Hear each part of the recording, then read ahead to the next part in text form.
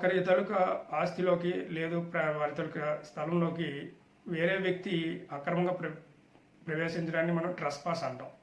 So trespass అనేది జరిగినప్పుడు ఖచ్చితంగా ఓనర్కి న్యాయం చేయాలనే ఉద్దేశంతో ఈ చట్టాన్ని రూపకల్పన చేయడం జరిగింది. భూ ఆక్రమణ చట్టం సెక్షన్ 6 ప్రకారం ఎవరైనా తప్పు చేసినటువంటి ఎంక్రోచ్మెంట్ పాల్పడినటువంటి వ్యక్తికి 30 రోజుల పాటు జైలు శిక్ష విధించేటటువంటి అవకాశం ఉంది.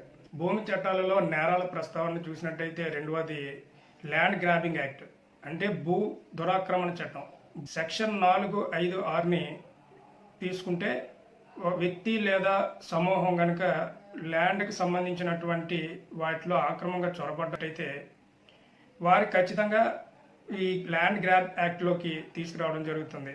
భూ దురాక్రమణ చట్టం ప్రకారం వ్యక్తుల సమూహాలకి 6 నెలల నుండి 5 సంవత్సరాల వరకు కూడా శిక్షించడం జరుగుతుంది. అదేవిధంగా